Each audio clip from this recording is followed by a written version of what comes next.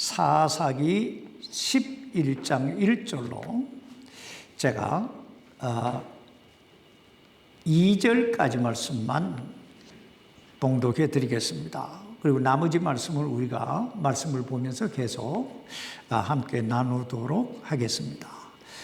사사기 11장 1절로 2절입니다. 우리 다 같이 읽읍시다. 시작.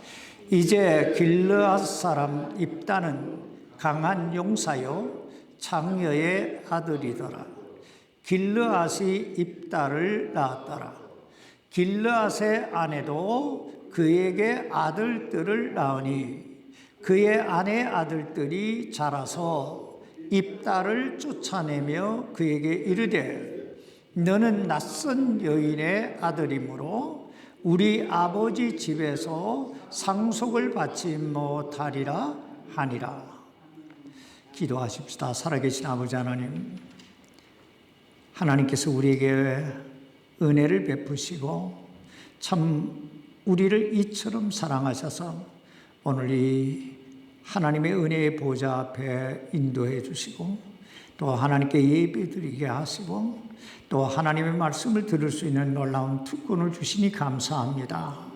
오늘 이 말씀을 들음으로 우리의 삶이 다시 한번 새 힘을 얻게 하시고 하나님의 영광을 위해 다름질하기에 부족함이 없게 도와 주옵소서. 오늘 이 연약한 종을 붙드시고 사용해 주시기를 예수님 이름으로 기도하옵나이다. 아멘. 착석해 주시기 바랍니다. 여러분은 사람들이 왜 낙심과 좌절에 빠져서 그 인생까지 포기하고 싶은 그런 충동을 느끼게 된다고 생각하십니까? 왜 사람들은 이런 충동을 느끼게 되는가? 자살 문제를 연구하는 심리학자들은 자살의 가장 큰 원인은 거절감에서 온다 했습니다. 거절감에서 온다. 즉, 자기 자신이 그 누군가로부터 버림받았다고 느낄 때 사람들은 자신의 인생을 포기하고 싶은 그런 충동감을 느끼게 된다는 것입니다. 예를 들면 자신이 그렇게 열렬히 사랑하던 사람으로부터 어느 날 갑자기 이젠 그만 만나자, 헤어지자, 이런 일방적인 이별 통보를 받았을 때 어떤 사람들은 그 충격에서 헤어나지 못하고 극단적 선택을 하는 경우가 있다는 것입니다. 또 OECD 국가 가운데 가장 자살률이 높다는 한국, 70대에서 가장 자살률이 높다고 하는데 왜 이런 현상이 일어나느냐 하면 평생 자기 자신을 희생해 가면서 애지중지 길렀던 그 자식들로부터 외면을 당했을 때 그런 경우에 이런 충동을 느끼게 된다는 거예요. 또 평생 몸담아왔던 그 직장으로부터 어느 날 해고 통보를 받았을 때, 그리고 그렇게 믿었던 사람들로부터 배신을 당했을 때, 이렇듯 사람들은 가정이나 사회에서 버림받았다는 느낌을 받았을 때 어떤 비관적 선택을 하기가 쉽다는 것입니다. 그러나 그렇다고 모든 사람들이 이런 비극적이고 극단적인 선택을 하는 것은 아닙니다. 아니, 오히려 그 일로 인해서 자신의 인생을 다시 한번 돌아보고 새롭게 설계해가는 기회로 삼는 사람들이 훨씬 더 많습니다. 오늘 본문에 나오는 입다라고 하는 인물이 바로 그런 인물입니다. 여기 사사기 11장 1절 말씀을 여러분 다시 보세요. 이제 길르앗 사람 입다는 강한 용사요 창녀의 아들이더라. 길르앗이 입다를 낳았더라. 여기 보면 길르앗 사람 입다라고 하는 인물이 나오죠. 그런데 성경 그 입다에 대해 이렇게 소개합니다. 길르앗 사람 입다는 강한 용사요 창녀의 아들이더라. 길르앗이 입다를 낳았더라. 여러분 한번 생각해 보세요. 지금도 기생의 아들로 태어났다, 기생의 아들이다 하면 많은 사람들이 색안경을 쓰고 보잖아요. 그런데 그 옛날 3000년 전에 창녀의 아들로 태어났다, 창녀의 아들로 태어나서 이 세상을 살아간다고 하는 것은 그 인생의 치명적인 약점이 되고 상처가 됐을 거예요. 아니 실제적으로 오늘 본문 여기 사사기 11장 2절로 3절까지 말씀해 보면 그가 어떤 아픔과 냉대와 서름과 핍박을 받았는지 알 수가 있습니다.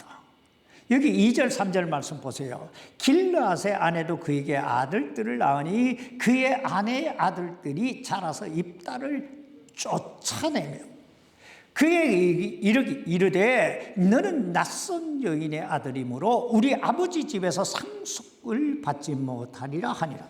이에 입다가 자기 형제들에게서 도망하여 돕 땅에 거하더니 허영심 많은 사람들이 입다에게 몰려들어 그와 함께 나다니더라. 여기는 이렇게 간단하게 이 간략하게 여기 입다에 대해 이야기하고 있지만 입다가 자라면서 이 창녀의 아들로 태어났다는 사실 때문에 그 가족들이나 그 주변 사람들로부터 엄청난 냉대와 핍박을 받았을 것이 분명하지 않아요? 그런데 그럼에도 불구하고 입다는 자신의 인생을 비관하거나 원망하지 아니하고 자신이 처한 그 처지, 그 현실에서 꾸준히 자기 자신을 개발해 나갑니다. 그러던 어느 날 그에게 기회가 찾아옵니다. 그것은 이웃나라 암몬 자손들이 이스라엘을 쳐들어온다는 소식이었어요. 여기 사사기 11장 4절 말씀 보시기 바랍니다. 시간이 흐른 뒤에 이제 입다가 돕당으로 도망한 지 이제 꽤 오랜 시간이 흐른 뒤에 암몬 사람이 이스라엘과 싸우니라. 그러자 입다를 고향에서 쫓아냈던 그 길르앗의 장로들이 입다를 찾아옵니다. 그리고 하는 말이 여기 5절로 6절 말씀 보세요. 암몬 자손이 이스라엘과 싸우려 할 때에 길르앗 장로들이 돕 땅에서 입다를 데려오려고 가서 입다에게 이르되 우리가 암몬 자손과 싸우려 하니 와서 우리의 뭐가 되라? 대장이 되라 하거늘. 여러분 지금 길르앗 장로들이 입다에게 어떤 제안을 하고 있어요? 와서 우리의 대장이 되라. 여러분 이 얼마나 파격적인 제안입니까? 그리고 계속 읽어보면 저들의 제안을 받아들여 길르앗으로 돌아간 입다는 그 암몬과의 전쟁에서 놀라운 승리를 이루게 됩니다. 그리고 창녀의 아들로 태어났다는 그 이유 하나 때문에 온갖 핍박과 냉대를 받으며 살아야 했던 그가 드디어 이스라엘의 사사가 돼서 그 이스라엘 백성들을 치리하는 우두머리가 돼요. 지도자가 됩니다. 여러분, 이 얼마나 놀라운 인생 역전입니까? 그렇다면 입다는 어떻게 그토록 엄청난 핍박과 냉대와 조롱을 뛰어넘어 그토록 탁월한 성공적인 인생을 이룰 수 있었을까요? 오늘 이 입다의 생애를 살펴보면서 오늘 우리 모두의 생애를 좀 더 새롭게 하는 귀하고 복된 시간이 되기를 바랍니다. 첫째, 입다의 생애를 연구해 보면 입다는 위기를 기회로 삼을 줄 아는 사람이었습니다. 위기를 기회로 삼을 줄 아는 사람. 우리가 조금 전에도 살펴봤듯이 입다는 그 배다른 형제들로부터 버림을 받고 정든 고향 길르앗을 떠나 돕당으로 도망을 갑니다. 그때 입다의 심정이 어떠했을까요? 돕당으로 도망가고 있는 입다의 심정은 가장 막막하고 착잡하고 그보다 더 원망감, 분노감 막 부글부글 끓고 있었을지도 모릅니다. 근데 그곳에 내려가자 그의 주변에 사람들이 몰려들기 시작합니다. 여기 3절 말씀 보세요. 이에 입다가 자기 형제들에게서 도망하여 돕당에 거하더니 허영심 많은 사람들이 입다에게 몰려들어 그와 함께 나다니더라. 여기 허영심 많은 사람들이라고 하는 말은 잔류들이라고 해요. 그러니까 막 세상에서 어중이 떠중이 그냥 별 볼 일 없는 그런 사람들이 몰려들기 시작했다는 것입니다. 그런데 입다는 그런 사람들을 버리지 아니하고 저들을 다 받아주고 저들과 함께합니다. 그런데 우리가 오늘 본문 말씀을 깊이 묵상해 보면 입다가 아무런 생각 없이 아무런 계획 없이 그런 사람들과 함께한 게 아니라는 사실을 우리가 보게 돼요. 무엇인가? 저들과 함께 미래를 도모합니다. 여러분, 그 미래를 도모한 게 뭔지 아세요? 그건 바로 군사훈련을 한 거예요. 용사들로 저들 허영심 많은 이 어중이 떠중이 다 모아놓고 저들에게 군사훈련을 시키기 시작했다 이 말이에요. 입다가 원래 어떤 사람이에요? 강한 용사라고 그러잖아요. 용사로 태어난 사람이에요. 왜 우리가 이런 추측이 가능하냐면 암몬 자손이 이스라엘을 공격해 온다는 소식을 들은 길르앗 장로들이 누구를 찾아와요? 입다를 찾아와요. 그리고 자신들의 대장이 되어줄 것을 요청하고 있어요. 우린 그 사실에서 입다가 뭔가를 준비하고 있었다는 사실을 보게 되잖아요. 아마 길르앗 사람들은 자신들이 내어 쫓아버린 입다를 계속 주목해보고 있었을 거예요. 왜냐하면 입다는 원래 강한 용사였단 말이에요. 그런데 그런 강한 용사인 입다를 내어 쫓아놨으니 저들 마음이 편할 리가 없잖아요. 그런데 그렇잖아도 좀 불안한데 그의 주변에 입다 주변에 사람들이 몰려들기 시작하는 거예요. 그러니 얼마나 불안했겠어요. 그러잖아도 입다가 용사인데 그 주변에 사람들까지 몰려들고 있으니 그러나 입다는 복수하지 않아요. 아니 먼 훗날을 바라보고 저들을 훈련합니다. 우리는 이런 모습을요 다윗에게서도 볼 수가 있어요. 하나님께 쓰임받은 사람들의 생애를 쭉 묵상해 보면요 뭔가 달라요. 시편 27편 10절에 보면 다윗이 이런 고백을 해요. 내 아버지와 어머니가 나를 버릴 때에 주께서는 나를 들어 올리시리이다. 무슨 말이에요? 다윗은 이새라고 하는 사람의 말째 아들, 막내로 태어났습니다. 그런데 선지자 사무엘이 하나님의 명을 받고 그 이새의 아들들 가운데서 사울 왕을 대신할 만한 왕의 제목을 찾기 위해 그 이새의 집에 갔을 때 다른 아들들, 이새의 다른 아들들은 다 그 자리에 모였는데 다윗만 그 자리에 없었습니다. 여러분, 그때 다윗이 어디 있었어요? 들판에서 양을 돌보고 있어요. 양치고 있었어요. 응? 한마디로 다윗은 그 아버지 이새의 안중에도 없었던 그런 아들이었다는 거예요. 게다가 다윗이 아버지 이새의 심부름으로 전쟁터에 나간 그 형들을 면회하러 갔을 때 그의 맏형이었던 여기에 엘리압이 다윗에게 이렇게 말합니다. 나는 내 교만과 내 마음의 무례함을 아나니. 여러분, 보편적으로 이 제일 큰 형이 막내에게 이런 말 안 하잖아요. 이것은 그만큼 아버지나 그 형제들로부터 환영받지 못했던 인물이 다윗이었다는 거예요. 게다가 그 다윗이 골리앗을 물리치잖아요. 골리앗을 물리치고 나서 참 물리치고 나니까 사울 왕이 그냥 다윗을 애지중지하는 거예요.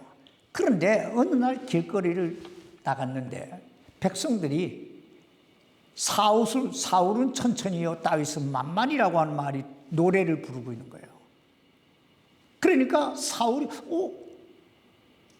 서서히 위기감을, 왕의 자리에 대한 위기감을 느끼기 시작한 사울이 다윗을 죽이기 위해 산과 들로 그냥 쫓아다니잖아요.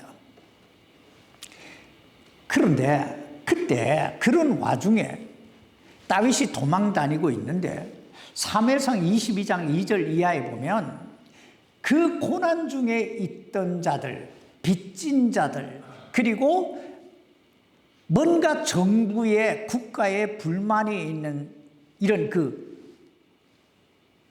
입다에게 왔던 허영심 많은 사람들과 같은 그 부류들이 다윗에게 몰려 들어온 거예요. 그때 모여든 사람이 400명이나 됐어요. 근데 그 다윗이 그 400명이 나중에 다윗의 정말 정예 부대가 되는 거예요. 다윗이 왕이 되는데, 그리고 이 전쟁을 나갔을 때 이 400명이 다 용맹한 용사가 되는 거예요. 이렇듯 하나님께 위대하게 쓰임받았던 사람들의 생애를 연구해 보면 자신이 누군가로부터 버림받았다고 하는 그 상처 때문에 좌절하고 주저앉는 것이 아니라 어떤 새로운 삶의 전기로 만들었다는 거예요. 그러므로 우리 그리스도인은요, 항상 위기를 기회로 볼 줄 아는 믿음의 눈이 있어야 됩니다. 왜냐하면 우리말 속담에 하늘이 무너져도 뭐가 있다고요? 솟아날 구멍이 있다고. 아무리 큰 위기가 와도 우리의 인생이 아무리 꼬여만 가는 것 같아도 항상요, 하나님께서 우리를 위해 솟아날 구멍 하나는 늘 만들어 놓으시는 거예요. 이걸 볼 수 있느냐 없느냐가 문제지, 우리가 믿음의 눈을 가지고 이걸 볼 수만 있다면, 우리가 누구로부터 상처를 받았다, 버림을 받았다, 뭔가 일이 안 꼬여간다, 잘 안 풀려간다, 이게 전혀 문제가 되지 않는다는 거예요. 사실 영웅은, 시대가 영웅을 만든다고 그러잖아요. 고난이 그 사람을 새롭게 만드는 거예요.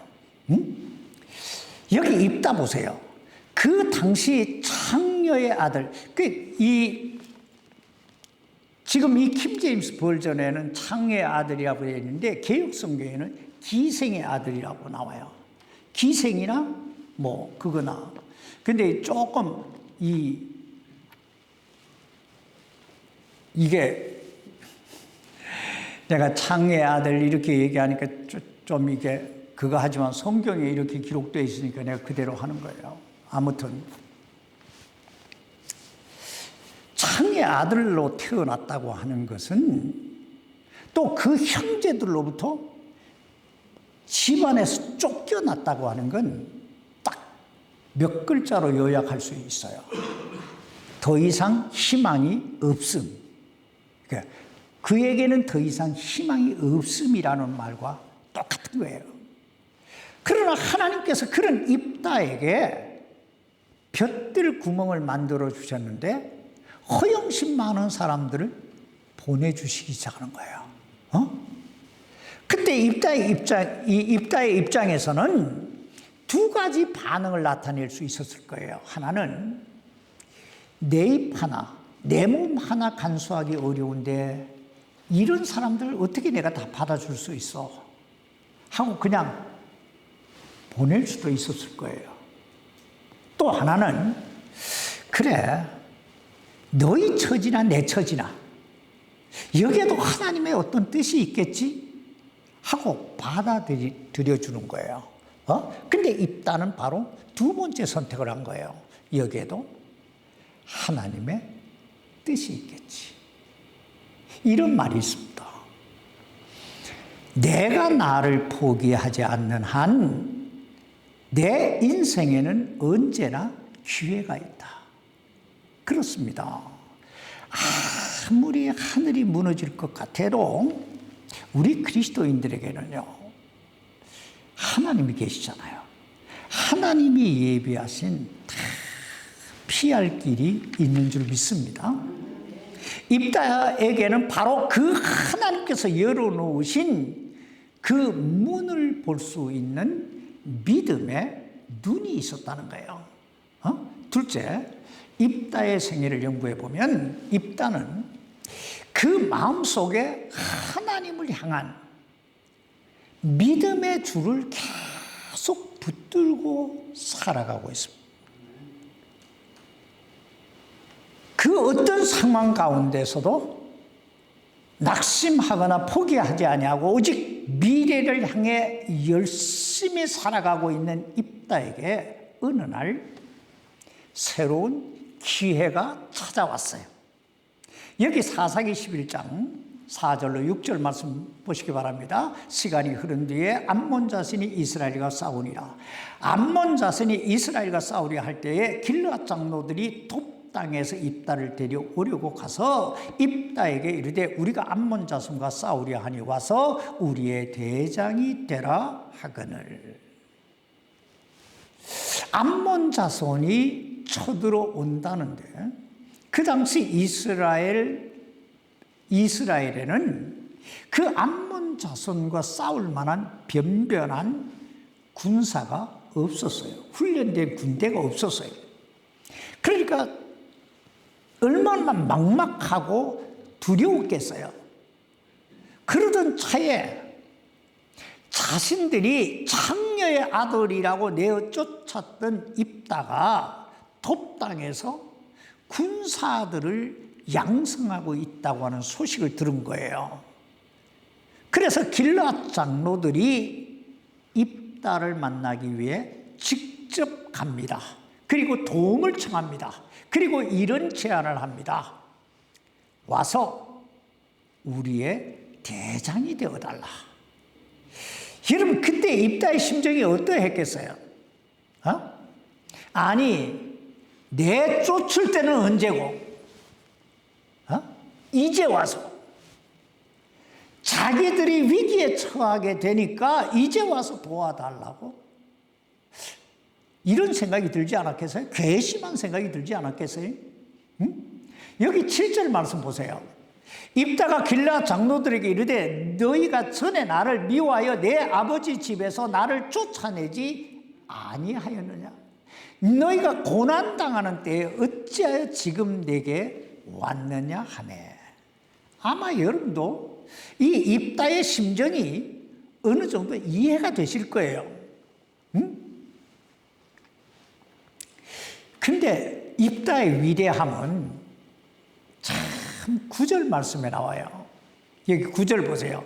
입다가 길앗 장로들에게 이르되 너희가 나를 고향으로 데리고 돌아가 암몬 자손과 싸우게 할 때에 만일 주께서 그들을 내 앞에 넘겨주시면 내가 너희 머리가 되겠느냐 하니. 여기 이 말씀 잘 보세요. 입다가 길앗 장로들의 요청을 받아들여서 암몬 자손과 싸우러 가기로 결심하면서 내가 내 힘으로, 내 전술로, 내가 훈련한 내 군사로 싸워서 이기면 너희 머리가 되게 하겠느냐 이렇게 묻지 않아요. 주께서 그들을 내 앞에 넘겨주시면, 이 말씀을 좀 다르게 표현하면요, 하나님께서 우리와 함께 하셔야, 하나님께서 우리를 도우셔야 이 전쟁에서 우리가 승리할 수 있다란 말이에요. 우린 이것을 입다의 믿음이라고 표현합니다. 또 우리는 이것을 이렇게 생각해 볼 수 있어요. 입다는 그 형제들로부터 버림을 받고 길앗 사람들로부터 버림을 당하는 그 최악의 상황 가운데서도 하나님을 향한 그 믿음의 줄을 놓지 않고 있었다는 거예요. 여기 사사기 11장 11절 말씀 보세요. 이에 입다가 길앗 장로들과 함께 갔는데 백성이 그를 자기들의 머리와 대장으로 삼았으므로 입다가 미스바에서 자기의 모든 말을 주 앞에 고하니라. 여기서 우리들이 주목해 봐야 할 말씀은요, 입다가 자신의 모든 말을 하나님께 고했다는 말이에요. 다시 말하면 입다는 자신의 모든 형편과 사정을 항상 하나님 앞에 고하며 살았던 사람이다. 오늘 여러분은 어때요? 여러분의 모든 형편과 사정, 이 모든 걸 다 날마다 하나님께 아뢰며 사십니까? 아니면 막 마음에 꽉 담아놓고 막 끙끙거리며 사십니까? 보편적으로 사람들은 인생을 살면서 환난이나 역경을 만나게 되면요, 두 가지 반응을 나타내게 되는데, 하나는 그 환난이나 역경이 다가오면 하나님과 멀어지는 사람들이 있어요. 내가 예수 믿는데, 내가 하나님 믿는데 왜 내 삶 속에 이런 환난이, 이런 고난이, 내 머리가 왜 이렇게 복잡해? 이런 사람들이 있다는 거예요. 물론 이런 사람들은 보편적으로 믿음이 없거나 말씀이 없거나 기도를 하지 않는 사람이거나 그저 교회를 성경책 끼고 왔다 갔다 왔다리 갔다리 하는 사람들이나 뭐 이런 사람들이겠지요. 또 하나는 역경과 고난이 다가올수록 하나님께 바짝 매달리는 사람들이 있어요. 이런 사람은요, 그 어떤 환난이나 역경이 온다 해도 하나님께서 나에게 어떤 소망의 불씨를, 어떤 회복의 불씨를 준비해 놓으셨을 것이라고 하는 믿음을 가진 사람들인 거예요. 바로 입다가 이런 믿음이 있었다는 거예요. 보세요. 형제들로부터 다 쫓겨나요. 그리고 그 길앗 사람들로부터 다 냉대와 멸시를 받아요. 누구 한 사람 입다를 위로해 주는 사람이 없어요. 그럴 때 입다의 입장에서는 정말 이거 하나님 살아 계신 거야? 이런 생각이 뚝뚝 들 수도 있잖아요. 그런데도 그 돕당에 도망가 살면서도 하나님 하고 살았다는 거예요. 입다가. 그랬더니 어느 날 하나님께서 그에게 기회를 주신 거예요. 그러므로 그 어떤 환난, 그 어떤 고난이 온다 할지라도 하나님 손만은 여러분 꼭 붙들고 가시기를 바랍니다. 꼭 붙들고 가야 돼요. 그리하면 입다의 생애를 새롭게 하셨던 하나님께서 오늘 우리들의 생애도 반드시 새롭게 하실 줄 믿습니다. 셋째, 입다의 생애를 연구해 보면 입다는 하나님과의 약속을 지킬 줄 아는 신실한 하나님의 사람이었습니다.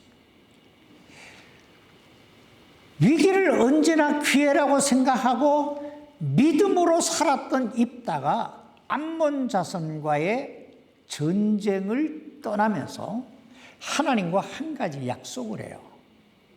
무슨 약속을 합니까? 여기 사사기 11장 30절로 31절 말씀 보시기 바랍니다.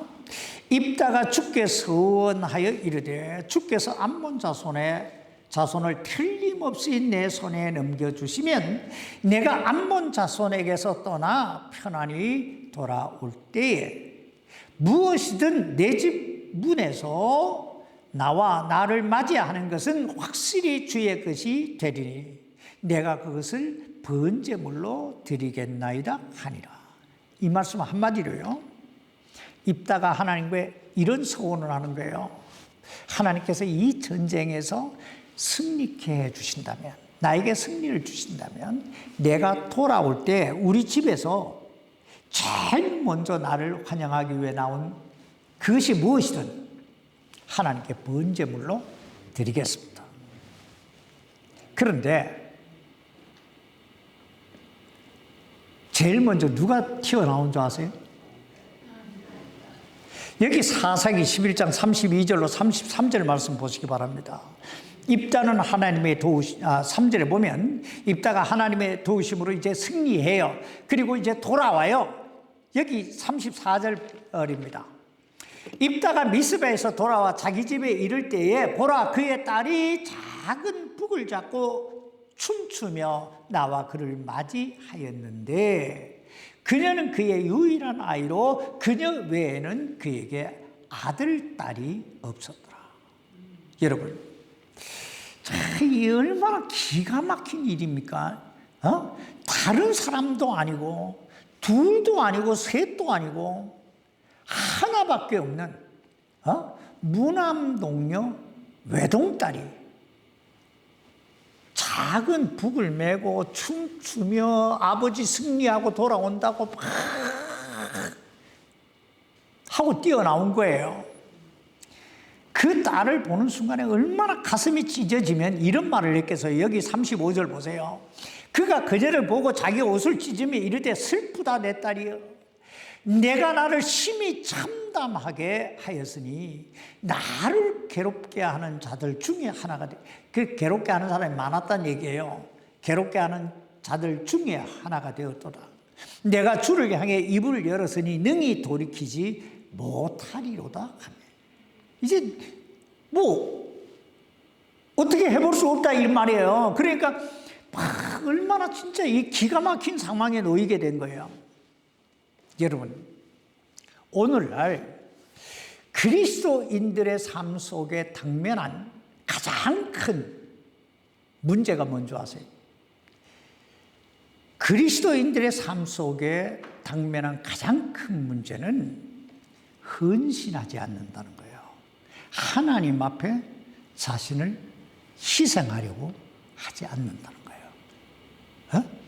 그렇다면 그리스도인들이 좀처럼 하나님께 헌신하지 않는 이유가 뭐라고 생각하세요? 그것은 여러 가지가 이유가 있겠지만 서원하지 않기 때문이에요. 서원 기도를 하지 않기 때문이다. 아니, 좀 더 정확하게 표현하면요, 서원은 했는데 그 약속을 지키지 않기 때문입니다. 여러분 한번 생각해 보세요. 얼마나 많은 사람들이 자신들의 삶이 궁지에 몰리게 되면 어떻게 합니까? 지푸라기라도 잡아보겠다는 심정으로 하나님 앞에 나와서 오만 가지 약속을 다 합니다. 하나님 이 문제만 해결해 주시면, 하나님 이것만 해주시면, 저것만 해주시면 내가 이렇게 하겠습니다, 저렇게 하겠습니다. 그런데 막상 그 문제가 해결되고 나면 어떻게 합니까? 내가 언제 그랬느냐 식으로 까마득히 잃어버려요. 우리가 아프면 어때요? 아프면 하나님 이거 낫게 해주시면 열심히 교회 다니고. 근데 다 나았어요. 아유, 오늘은 가기 싫어. 막 몸이 찌푸둥해. 좀 쉬자. 막. 응? 그런데 오늘 이 본문에 나오는 입다는요, 자신의 서원대로 자신의 딸을 하나님께 드립니다.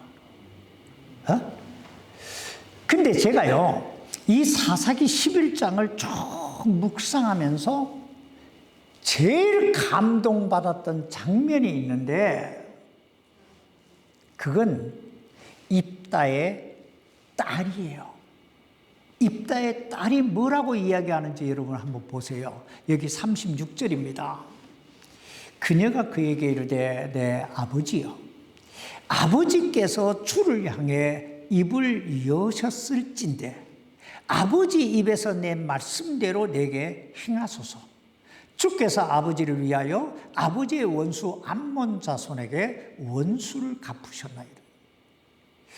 여러분, 참 이런 딸이 있으면요, 목숨이라도 버리고 싶지 않나요? 아니, 자기 아버지는 자기를 번제로 드려야 하는데 그 딸이 아버지가 하나님께 말씀하셨잖아요. 나 하나 드리는 게 뭐 그렇게 어려운 문제라고. 아버지 약속하셨으니까 그대로 행하셔야 돼요. 지금 이렇게 얘기하는 거예요. 제가 이 말씀을 눈물이 팍 도는 거예요. 그 아버지의 그 딸이다. 얼마나 그 아버지가 평소에 그 딸을 믿음으로 잘 길러놨으면 그 딸이 이런 말을 할 수 있었겠어요? 만약에 그 딸에게 본이 안 되고 믿음으로 잘 안 길렀으면 아버지 웬 말이요? 아버지로 뭐 쓸데없이 그런 약속을 해가지고 왜 내 인생까지 망쳐놓냐고. 눈에 불 심지 않겠어요? 너무너무 아름다운 장면이에요. 개역 성경에는 39절에 처녀로 죽임을 당하여 이렇게 번역을 했는데 이거 번역상 잘못이 있는 거예요. 그건 그런 뜻이 아니고, 어떤 사람들은 이 번역본을 보고 입다가 자기 딸을 죽여서 번제로 드렸다 이렇게 이해하는 사람들이 있는데, 우리 하나님은 그런 하나님도 아니시고 또 입다가 그렇게 한 게 아니에요. 이 킹제임스 버전을 이렇게 읽어보면 입다의 딸이 평생 처녀의 몸으로 결혼하지 않고 순결한 몸으로 평생 하나님을 섬겼더라, 이런 뜻이에요. 그러니까 하나님은 뭐 사람을 죽여서 뭐 이럴 뿐이 아니에요. 여하튼 여기서 중요한 건 입다가 하나님과의 약속을 지켰더라는 거예요. 이걸 보고 뭐라고 하냐면 하나님과의 관계라고 말해요. 하나님과의 관계. 우리가 인생을 살다 보면요, 위기는 누구에게나 찾아오기 마련입니다. 그런데 문제는 그 위기를 어떻게 대처해 갈 것인가 하는 거예요. 그러면 우리가 하나님 앞에서 위대하게 쓰임받는 생애를 이루려면 입다처럼, 첫째, 위기가 딱 다가오면 먼저 위기가 기회라고 생각해야 돼요. 어떤 내 삶에 새로운 전기를 마련할 수 있는 기회라고 생각하고, 둘째는 어떤 상황 가운데서도 하나님께서 나와 함께 계시고 계시다는 이 사실을 확실히 믿어야 돼요. 하나님께서 어떤 길을 열어놓으셨다고 믿어라, 이 말이에요. 그리고 셋째는 하나님과의 약속은 어떤 대가를 지불하더라도 지키라는 거예요. 하나님은 우리에게서 보기 원하시는 거예요. 그걸 네가 내 앞에서 어떻게 행하느냐. 하나님 그걸 보시기 원하시는 거지, 능력이 없어서 우리를 못 도우신 분이 아니에요. 그리하면 반드시 때가 되면 입다에게 기회를 주시고 입다를 높여주셨던 그 하나님께서 우리의 생애도 기회를 주시고 높여주실 줄 믿습니다. 하나님께서 우리 모두를 하나님의 그 권능의 손길로 확 붙들어 인도해 주시기를 주님의 이름으로 축원합니다. 기도하십시다. 살아계신 아버지 하나님, 오늘 입다의 생애를 통해서 참 우리가 이 험한 세상, 한치 앞도 내다볼 수 없는 이 세상을 어떻게 살아야 될 것인가 가르쳐 주시니 감사합니다.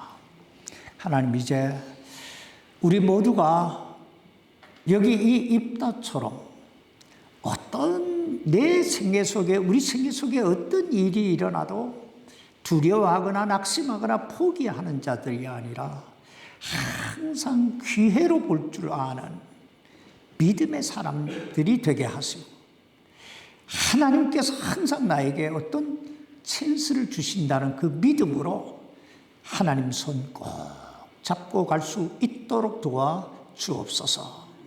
아버지 하나님, 이 말세에 참 인자가 올 때에 믿음을 보겠느냐 하셨던 그 주님의 탄식 소리가 우리에게는 전혀 상관없는, 우리에게서 믿음을 보실 수 있는 그런 믿음의 사람들이 다 되게 해주시기를 예수님 이름으로 기도하옵나이다.